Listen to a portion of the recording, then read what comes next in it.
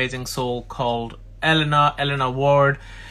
She is a grief whisperer. Eleanor is a grief management specialist, helping women using proven strategy coaching methods to start over after a loss or trauma. She is an author, speaker, certified coach, and I've already mentioned grief whisperer. Oh my God, how are you doing? I'm good. How are you? I am great. I'm great. Thank you very much for coming on. I've done a short introduction for you already. Uh, but in true Tuesday Talk styles, you're the best person to introduce yourself. And so I'll hand the mic over to you. So let us know who you are, what you do, and the biggest question is why you do it. Well, my name is Eleanor Ward, and you got my name right. Most people don't. And I am a grief coach, and I also help with grief-related trauma. And I started doing this a couple of years ago, kind of fighting, wanting to do it. Why do I do it? About 15 years ago, I lost my husband and my eldest son in a car accident. And for 15 years, well, I won't say 15 because I'll say for about 10 or 12 of those years, I was spiraling out of control, and I still had a child to raise, and I could not get hold of my grief. I just couldn't function, and I was just the meanest person you would have ever met. I just didn't care about anything. I cared just enough to make sure my son was okay. But outside of that, nothing else mattered. And so I came to realize the models I was trying to follow, go to counseling, go to groups, go to all these different things I was doing, they weren't doing anything, because I would still come home and be like, why do I feel suicidal? Why am I breaking down? Why am I having all these issues? And then I decided to sit down and I said, you know what? I'm never going to not have grief. I spent 20 years with my husband. I spent 14 years with my kid. How do you just get over that? And I came to realize you don't. And so that's when I decided to make my own program with a lot of research. I'm 4-year degree in psych. I'm in school now to get my professional counseling as well. And I said, I have enough knowledge to make a program. And so I decided that you have to manage your grief. And when I did that, my whole life changed. And then I decided to start trying to help people with the same program that I did for myself. And so I'm living a whole different life now. So that's what I'm doing. Oh, wow. Wow. What an amazing story behind the program, obviously. So you had to, we won't say, you have to get over that loss that you had, the biggest loss any person has, spending so much time with another person, and then, Mm-hmm.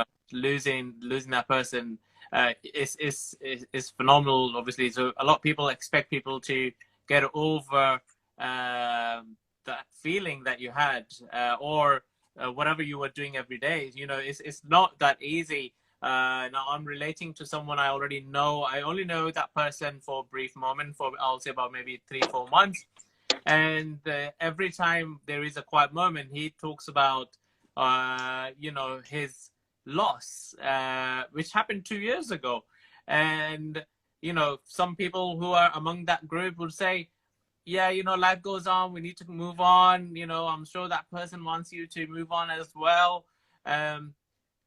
But the person finds it difficult, and obviously other people cannot relate if you haven't been into the same situation, right? I cannot relate 100% because I haven't been in that situation yet. Yes, I have lost family members around me, but it's not this close, right? So it's it's not immediate family member.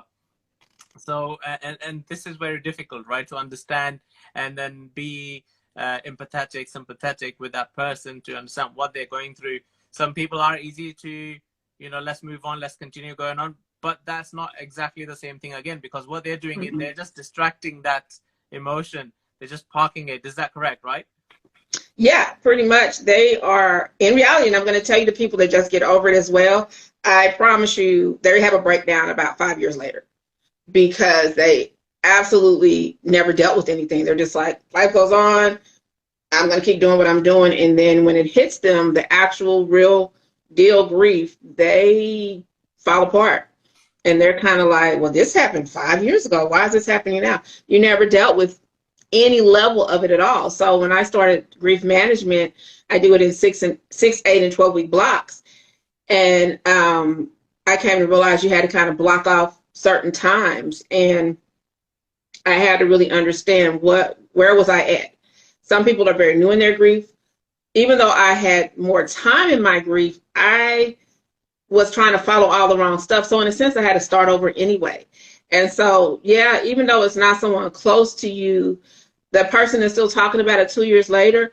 God love them. They have not dealt with their grief. And so that's why I just keep kind of spiraling out. I had someone say, you don't talk about your son. I wouldn't know you had an older son. Well, for 10 and 12 years, I did every time I turned around because I hadn't dealt with the grief. Now I don't have to do that. He's my son. If we get in a conversation and it comes up, yeah. But if it doesn't, that's not ruling my brain anymore. That I lost my son. And so I think that she was just like, I be talking about it all the time. Not if you really learn to manage your grief. And people are like, well, I don't understand what you mean. You just have to move on. You got to manage it because it comes up continuously through memories, through birthdays, through anniversaries, through, you could go to a family barbecue, just an example, thinking not even about the people you lost. And somebody will talk about potato salad and it'll just trigger you and you're behind the tree at the barbecue crying. And you're like, what? So once you kind of learn to manage what's connected to the grief, you start to live a better life. And so, yeah, people think it's just you can throw that away. You can't. I remember when I lost my dad, my boss came up to me, this was 2 weeks later, and said, I was crying and I wasn't doing grief management yet. And she goes, oh, you're still upset about that? And I said, he's only been gone 2 weeks. So that's where people's mindset is in the westernized side of the world, which is why we kind of have so many mental health care issues. It's what you just touched upon there as well, right? That especially like, losing a parent and somebody that's expecting, whoa, you're still upset about that. Or like, well, yeah, it's a person that's been there since my birth time, right? I've been childhood, and then they've seen me grow up. They endured my tantrums and everything that I threw at them, right? They soldiered on for that. Of course, I'm going to be upset about that. It's 2 weeks. It's, I don't think even a year. Well, 2 years is not enough sometimes, right? So, yeah. Because you've got, I don't know, let's say 30 years, 40 years of memories with that person. And that can not just disappear that way. You have to, exactly what you said, you have to manage that. And so take us through that, the management side of things, if you will. So what does that look like for a typical person? So let's say the friend that I was talking about, who's still mourning in 2 years' time still, and it affects his life quite often. He will make some silly decision and then say, oh, I'm still in mourning.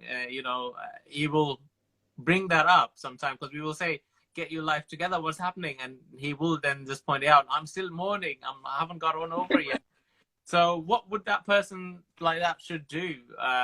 What's the management style? Well, I would initially, I'll run through the management. The steps of management is the first program, which is what I call the Intro to Grief Management Program. And because nobody has a management program of grief, it's really fresh and new, but it's based out of everything I've learned in school. It's based off of my experiences with grief and the groups and the counseling. So what I take you through, first of all, is where are you at in your grief? In reality, in two years later, you should not still be in mourning. Not because I'm putting a time on it. Mourning is in that first year, my nose itching. Mourning is in that first year where you have the bereavement, they're gone, you bereave them, you have some steps with mourning, and then, you should kind of be going into learning about managing the grief. So in that first 6 weeks, we look at where you are. I have you write it down, and he might write down, I'm still in mourning. And then we're going to reflect on, why are you still in mourning? We talk about the triggers in that first 6 weeks. What triggers you to feel like you're still, so upset about their death? What do you miss about the person? What's connecting you to the person? And is there any guilt involved? Sometimes we kind of hang around the grief for guilt reasons, and only the person knows their guilt. The next 8 weeks, because we learned our triggers, because we learned why we're still kind of in this place, now we can dig. And the second part of the grief management program, because it's 3 parts, I say is painful. You have to really look at why you feel the way you feel. You have to look at those triggers. You have to look at who you're going around. Sometimes I call them, oh, they're kind of like the grief hanger-ons. They love that you always feel bad. They love that they can kind of trigger you to feel about your grief. And you got to look at your circle. So part of the second part is looking at who you're going around. What are you doing for management? Besides getting a coach, have you tried a group? Have you tried counseling? The main reason I never suggest great counseling with grief is because counseling is just that. It's to counsel a whole lot of stuff in your life. So when you go for grief counseling, they don't just do that. They start digging. So I would come home from counseling sessions like this, because we've talked about everything but the grief. Oh, you're in grief. You should do this. They give me 5 seconds about my grief. And then it's like, what did your mom do? What did your dad do? What did your brother do? It's like, ah! And so when you get home, nothing is resolved. So the second part is totally focusing on what can make your grief better. Are you walking into a shrine? People get so mad at me. Part of my program in management is teaching to undo shrines. People that have these shrine rooms, these shrine places in their home that nobody can go into because it's just about the person that died. That actually handicaps you in your grief. And it makes your family members resent you because, oh, I can't go in this room. What if I accidentally touch the door? Oh my God, I went in the room just to see why mom is always in the room. So I think we dig into not having that kind of stuff. And mainly the second part is really where you start learning how to manage. I teach you how to, you can now identify when you feel bad. You can say, oh my goodness, I'm having a headache. I don't feel good today. And then it may kick in your mind, the birthday is a day away. The birthday is a week away. So I teach you how to identify what's connecting to when you start to feel bad, because grief doesn't work in our brain. Grief works in our body. It starts to make us feel a certain way. And then the final part is where you truly learn everything the year means. And people are like, what does that mean? So every part of the year means something when you lose someone. So it doesn't go January to December anymore. So for instance, for me, March is my son's birthday. December is my husband's birthday. So the beginning and the end of the year, I'm going to feel some type of way. September is when the accident happened. So even though I don't celebrate the anniversaries of those things, there are times mentally I'll be like, why do I feel this way today? And this was actually last month, about the 15th. And I was like, oh, me and my son were arguing and going at it. And I said, you know what? The day had already passed for the accident. But I said, this is September, where everything went honky wonky in our lives and changed. So you learn the 12 months of the year, how they're going to affect you. Then I have you really look and decide what do you want from the people around you and who to reach out to. And then the last piece of the management part is you spending that those next few weeks. Each week we have a call and we just dig into what's going on and why you're doing it and how it's connected to the grief. And people will come back and tell me, last week when you said that, I thought you were crazy, but I came to realize if I listen to certain songs in the car on the way to work, then I hype myself up to feel sad all day.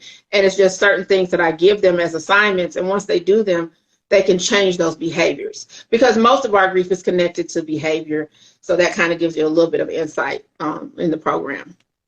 That's actually amazing. So the way you've laid out and the steps that you will you're following with your clients, and I can see each session will be pretty much unraveling and also putting together the person, because it's all about grounding yourself and putting yourself back together from the pieces that you were in. Depending on how many pieces of puzzle you get in, and then you are like putting them puzzles back together, and then the gap you are finding in the middle every time, that where's this piece, that's the one you are now filling it in with positive memories that you can continue looking at, right? That's what I'm hearing there. And it's an amazing journey that I can see. I can see people, and it's also challenging the usual way of doing things. And so what's the mindset behind when you started this, and you put it out there? What sort of mindset did you come across? We also now delving into you being an entrepreneur, because now you've started this as a business. How was that as an entrepreneurial journey for you? It was hard. I had a lot of people telling me no. I had a lot of people saying, because I used to have other types of businesses, and why don't you just do that? Just teach people how to have a business, because I'm very good at that. I can have you set up and ready to go, and boom. And I thought, because I don't want to do that. So literally I wasted like the first year trying to listen to these so-called experts and do business coaching. I could have done it better, and I probably did it badly because I didn't want to do it. And so I finally said, no, I'm trying to, help people deal with grief. Nobody wants to talk about that. Nobody is going to come to you. And so this has been more of my building years, a little bit slow. Not a ton of clients, but I'm okay with that. We're getting there. The clients I have definitely love me, and I love them.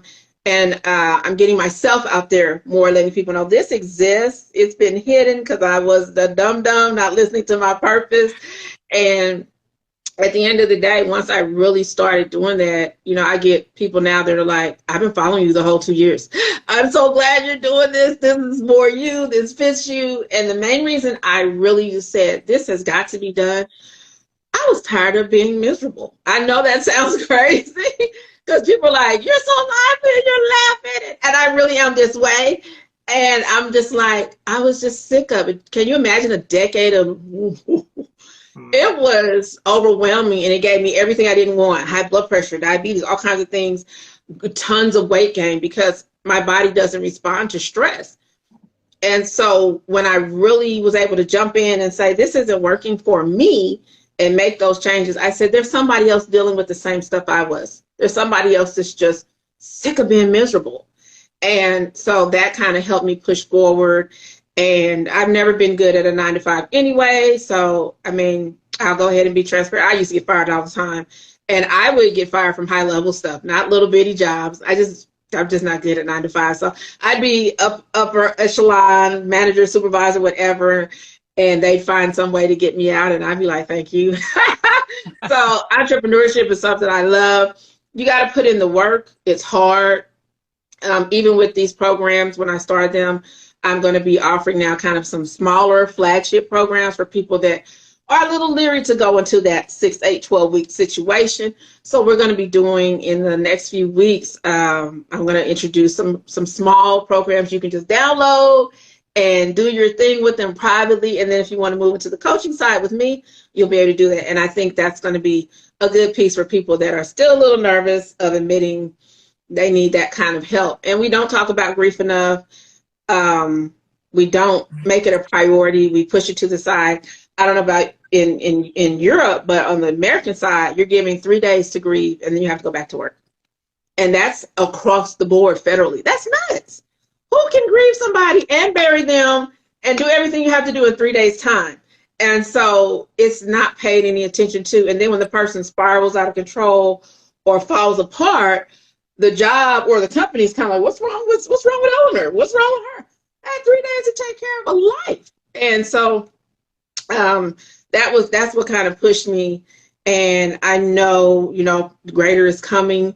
And it's not a lot of us out here. It's a few of us, but we're trying to do the best that we can do. And I never want to present something that I don't think would work. I know for a fact this has worked, not only with me, but with clients. And I see the changes where they'll simply send me a message and says, I got my smile back today. And that's great. I'm just like, yeah, because when you haven't smiled in a long time, that's just a place that you don't want to be in. And with your friend, with the 2 years, the one thing I would say I noticed right off the bat, and he may not realize it, the one thing I would point out initially talking to him, by saying he's in mourning, it helps him to push away from everybody. And guess what? Now you have to leave me alone.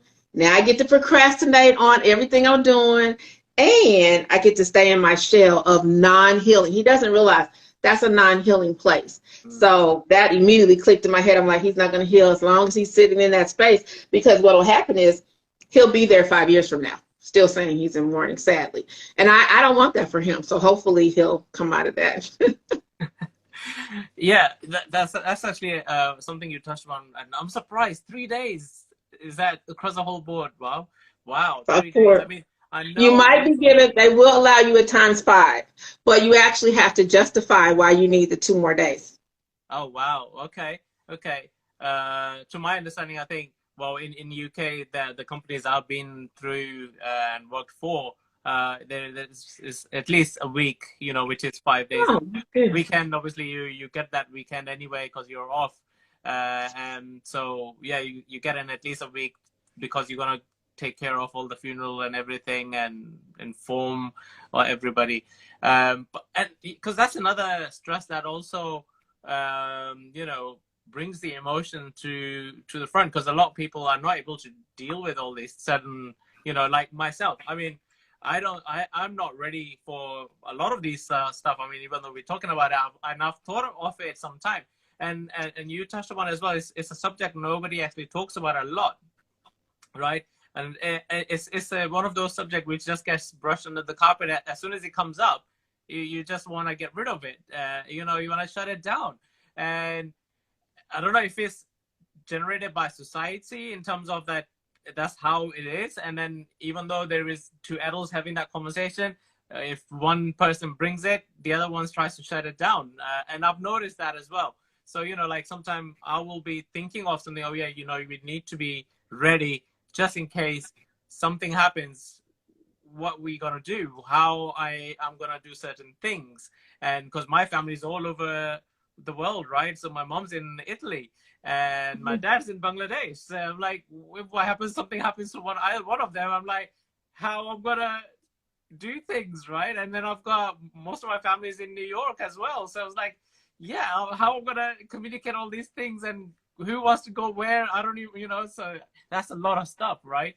And it just never comes up, right? Even though I'm thinking, so nobody will bring it up. And if mom will say it, sometimes mom will talk to us, and then I'll be like, oh, don't worry about it. Don't say these things. Don't say these things. And we're like, oh, look at these things, right? And you just change the subject. So I think this is all connected to, as you were saying earlier, to the guilt of the person once the person is gone. In my mind at the moment, right? Because that could be something, maybe I should have been prepared a bit more to handle these things, or should be prepared for this, because we know this will happen one day or not. It can happen in any way. In your case, it was an accident, which obviously we don't want anybody to go through, but it can happen.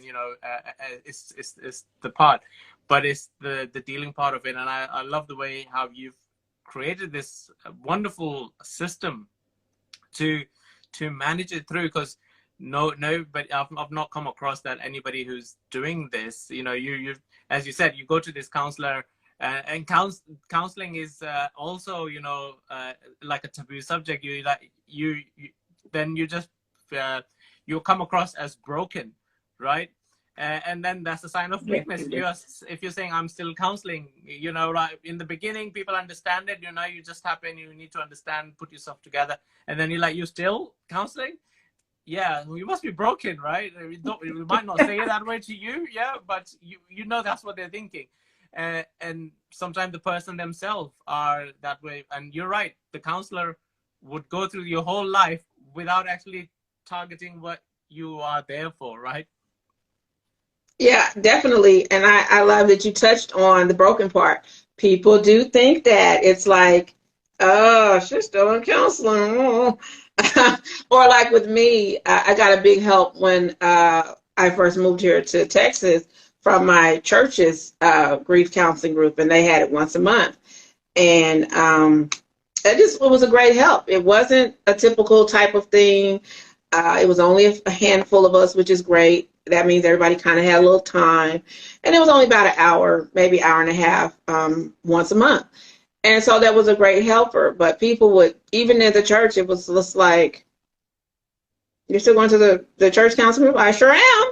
And I was like, but it wasn't necessarily counseling. It was more so just kind of everybody getting together that had lost someone, and if you wanted to come in, you could come in. So it wasn't really a counseling situation, but that is the thing that people think. And I think the coach thing takes away some of that stigma. No, I'm seeing a coach. I'm seeing a grief coach about, what I'm going through. And people go, oh, well, what's a grief coach? My sister had 2 or 3 people ask her last week. I was sponsoring an event in Maryland on the East Coast. And she said, they were like, what's a grief coach? And so she was able to kind of tell them a little bit. And even when I was telling her about the program, she was like, well, what are you going to do? I said, well, we're going to copyright and trademark this bad boy before people start trying to take it and claim it as their own. But for the longest time, we've, I don't know if you know about Elizabeth Kubler-Ross.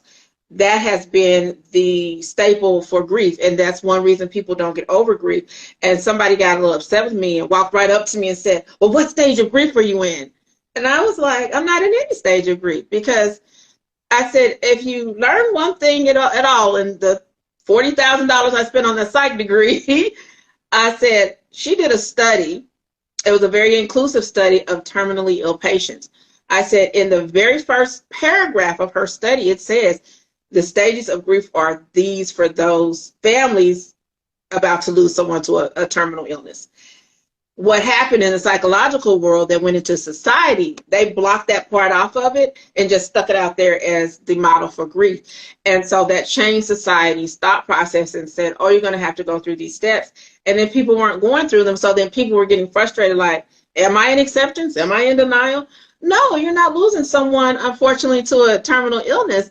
You are in a whole different ball of wax. What if you lost your person to violence? Like me, it was nothing I could get ready for. Her 6 steps are things you get ready for. I could bargain or do anything. They were, unfortunately, died on impact. So boom, life changed in 1 literal second, not a minute, a second. So it's kind of like, that's when I began to understand we're trying to use a model that works for one set of people. We're trying to make it for everybody. And then we wonder why it's not happening or not, why it's not working. And so this is just my way of kind of saying, there are other ways to really learn to handle things and manage them better in your life. Even now, I'm able to say, okay, I was feeling kind of bad today. And one thing I do teach you is how to go with your grief for the day. You may need to call off work and go home and go cry. You may need to just sleep the whole day. But I always tell you, get up the next day. You had yesterday. You did whatever you needed to do yesterday. Now get your butt up and get moving. And so people told me when they felt permission to just have the grief take them for that day, they could actually get up the next day. And see what happens with people that slide into the deep depression, slide into the suicidal thought mode of grief, which I have been there, is because you don't think you have permission to be in your grief. And so if you don't feel like you have permission, you go further and further and further like a cocoon, and it's wrapping you up. And so for me, once I gave myself permission, it was like, oh, this isn't taking over my little brain and body anymore.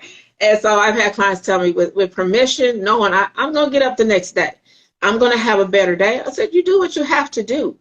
But I went to work 2 weeks after my husband died, or I would have lost my job. And I said, I had a double death, my husband and my son. They didn't care. So this was my day. I would teach for 2 hours. We took a break about every 2 hours. I had like a 6-hour class. And every break I go in the bathroom and cry for 15 minutes. And I come back and teach. Nobody knew. That's nuts that you have to exist on that type of energy and people think you're not going to break. So when I did break later on down the line, I was like, yeah, I can see why. Because I wasn't given any time to grieve. I know some countries allow you up to 7 months to grieve. I'm like, that's amazing. And they pay you. Because I literally lost my whole life in a second. My kid lost his whole life. He lost a brother and a parent. We weren't divorced. We were together. We were doing the best we could as in marriage, raising kids. And so when you strip someone's life, like you did mine, or other people have had their life stripped in whatever way, you can't expect someone to be able to just pick back up in a week and say, all right, I'm back. I can do everything I used to do. It just doesn't happen.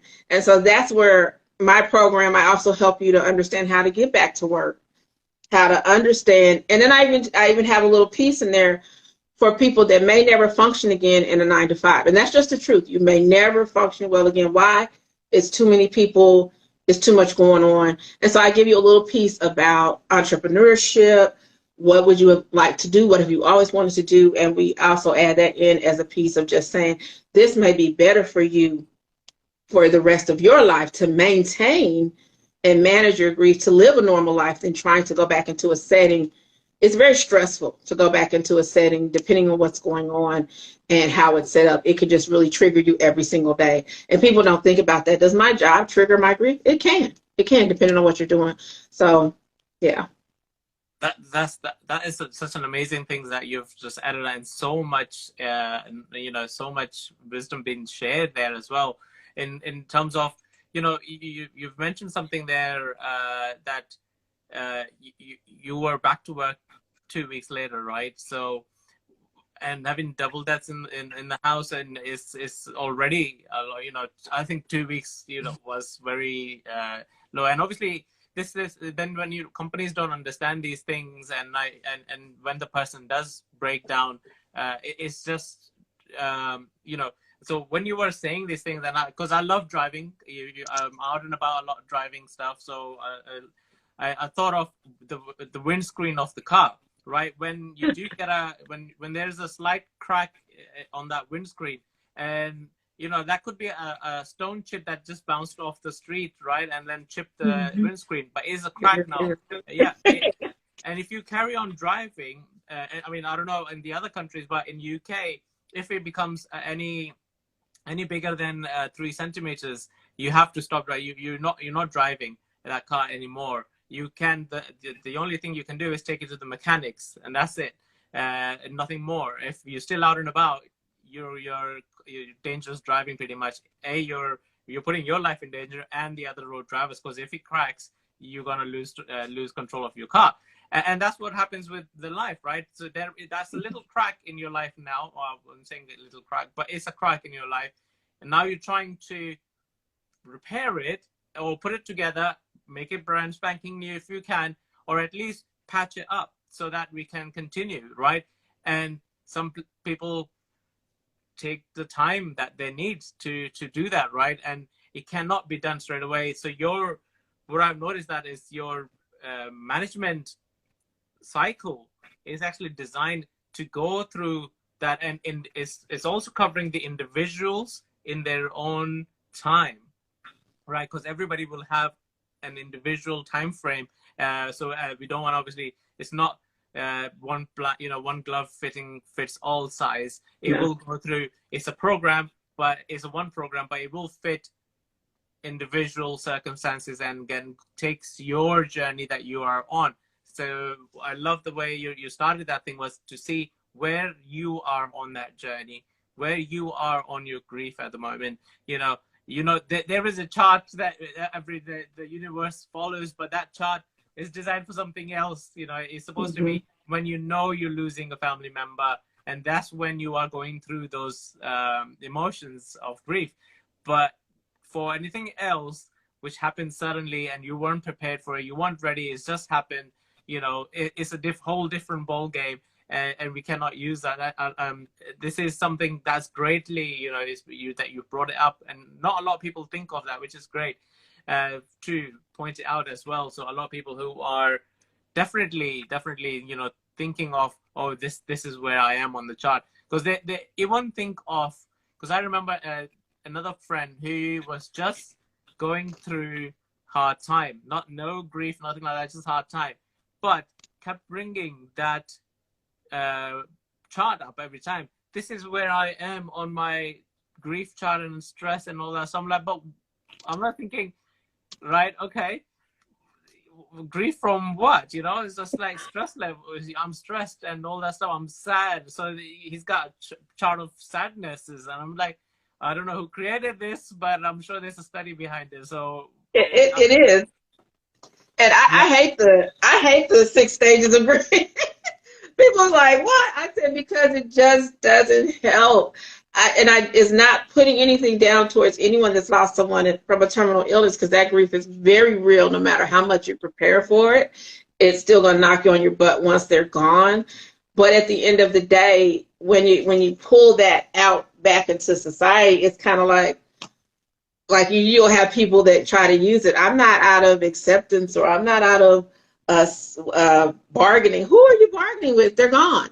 Bargaining in that particular study was about bargaining with God for the person to not lose their life. So you know, somebody asked me that, and I said, I can't bargain with anybody. My husband was dead on impact. Who was there to bargain with? I knew he was gone.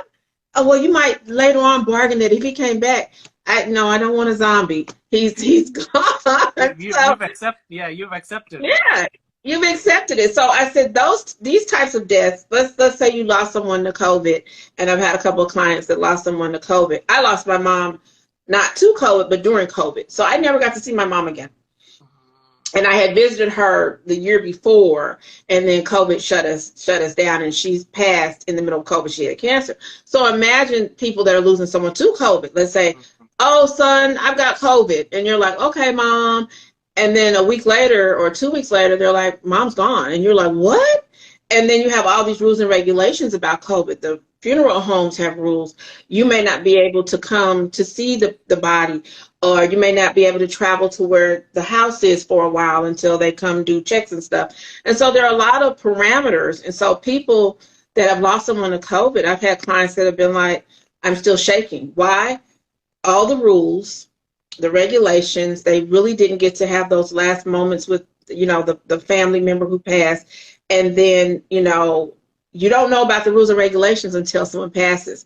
And you're thinking you can have this grand funeral, you can do all this stuff, and then the funeral home taps you on the shoulder and says, due to COVID, you can only do it this way. Like when my mom passed, she passed right when lockdown hit, the first one.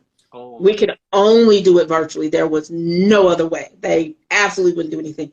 Now you can have a certain amount of people in the funeral home, and you can do a few more things, but it's still not like it once was.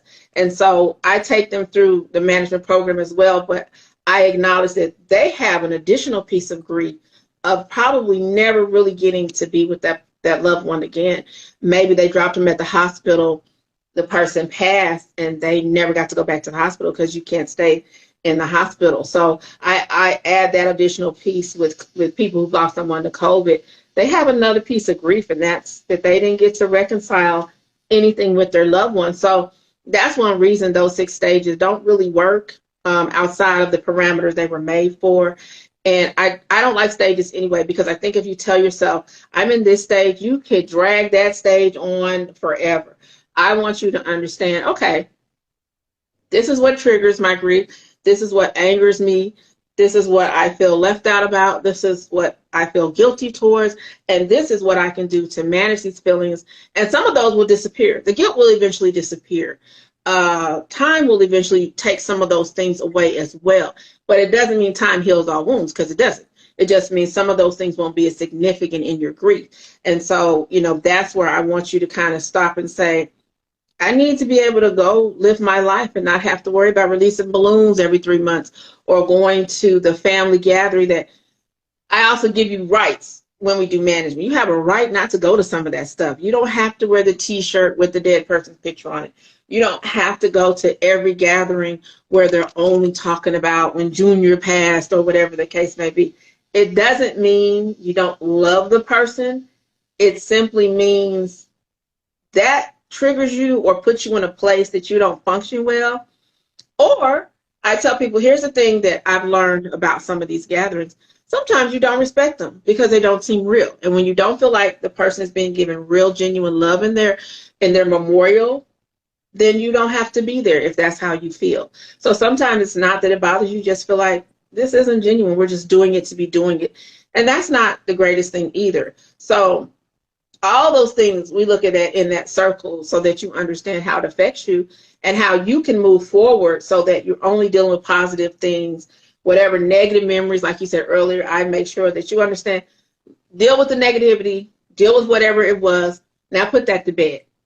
Keep the happy memories of the person at this point as you move forward. And that makes people have a genuine change of thought as well. They start having way better thoughts about the person. Doesn't mean the person was perfect at all, but who wants to sit around and remember all the things that they did wrong? And so that's a big piece of it too. And the crack in the windshield is very true. Here, they can drive around with it. Unfortunately, they just get a ticket. So you can take a little dot, but then you got the lines coming all across the windshield, and you're driving going, they can't possibly see. But that's what'll happen to your life if you don't keep it at a crack.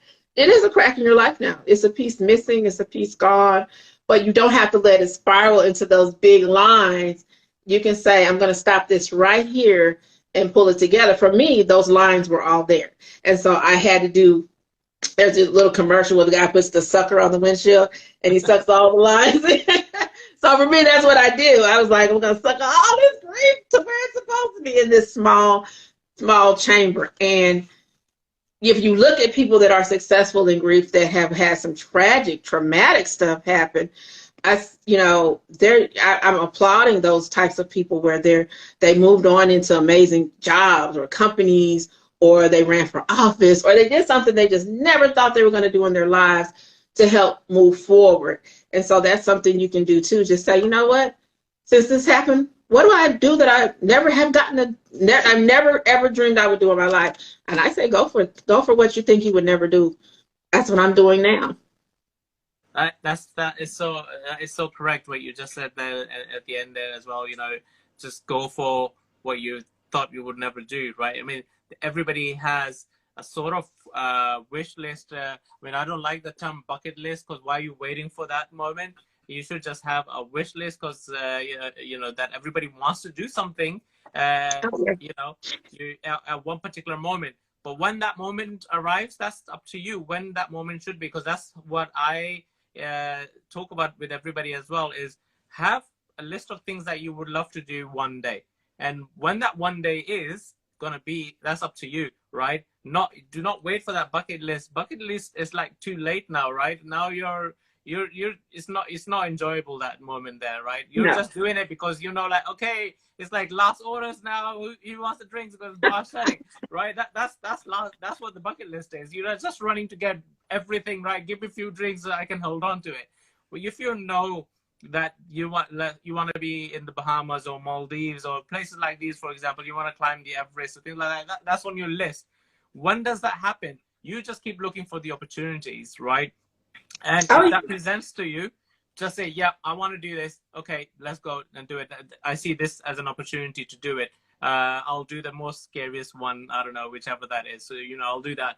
And so that is so wonderfully that you mentioned at the end, is there to realize the opportunity, is to tick that off and go for whatever you think you should be now doing, instead of just shutting yourself down and closing, because the day has gone and the new day has begun, right?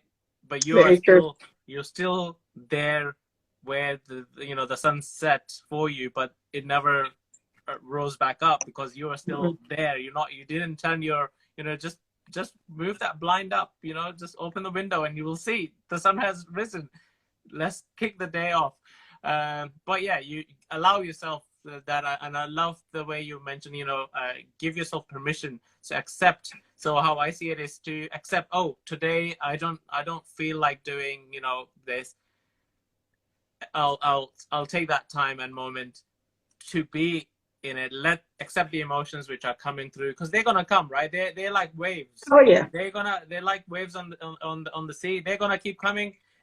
People who are at the beaches and everything, and they accept those waves, right? They still keep going at it. Like the waves are throwing them back. I want to go further, and that's what you have to do with this as well. So emotions are just like waves. They're gonna keep coming and coming, but at the same time, they will go away if you accept it. Right? Okay, let it come, and then take the moment to accept it, and then they will go back away, because that's all it is. It's just a wave, and it just depends on what time that wave comes to you. And if you accepted it, it will go away on the same day. It doesn't hang around. It's us who hold on to those waves and say, oh, hang on a minute, let me take a picture of this wave, let me do this now. And then we're like, okay, what is happening here? We're stuck in that moment. Thank you very much for your time today, and sharing such a wonderful, wonderful thing that not a lot of people talk about. I do have one question before we wrap this up. the handle that you have, bigger fish to fry. What's that all about then? Where does that come from? Ah, that's so funny. That comes from one of my many jobs. Literally, I had a video on my page on Instagram where I talk about the origin, but really quickly, I was the supervisor of a 120 bed unit of for alcohol and drug dependency, and some of the nurses didn't necessarily know what they should have known, even though they were nurses. And it was kind of like, well, you're not a nurse. I don't have to be. I've got a bachelor's. I'm a medical assistant. I've been in the medical field 20 years. And so one night, a guy was choking out on the balcony, and none of them knew CPR. So I had to go out there and do what I had to do. And then, of course, I called the ambulance, and I had to report that the nurses didn't do their job. And so she came out to me and she said, I don't like the way you move. And I said, really? I said, well, I didn't like that you didn't move at all. And if it wasn't for me, he wouldn't be alive. And she stuck her finger in my face and she said, I've got bigger fish to fry than you. And I said, oh, okay. And my girlfriend who worked there at the time, me and her are still friends, even though we don't work there anymore, she said, that's the name of your business. And I said, why do you think that? Because I said, that doesn't make any sense. She said, because we've all got so much stuff to do, and we've all got bigger fish to fry than people with bad attitudes, bad ways, and bad thought processes. So it took me a few weeks as I kept thinking about it. And I said, you know what? I like it. Bigger fish to fry. So I took what I consider what someone was trying to make a negative about me because they didn't do what they were supposed to do, and I flipped it into a positive. So that's where it came from. Oh, wow. That's actually a very wonderful story, and to have that behind this, the brand of yours, right? That's amazing. So anybody who was watching us through the live since beginning, thank you very much. And people who are watching this on replay, amazing, thank you as well. And if you found something inspiring in this video throughout, it's our duty now to share this with someone. Whoever popped up in your mind whilst you were watching this, tag that person's name there or share it with them, because it's our duty. We should never hold anything that we find inspiring just with us. It's our now job and duty to serve others and share it with others. And because you never know who went to bed or woke up this morning thinking of a better day that they had than yesterday, and this video might just spark that inspiration. You know, I'm not saying change their life forever, but spark their imagination, spark that creativity. And that's all we need to do, is we need to just create that spark, and that's our job done. You know, that's our bit done as for in the universe. So thank you very much, Eleanor, for your time as well.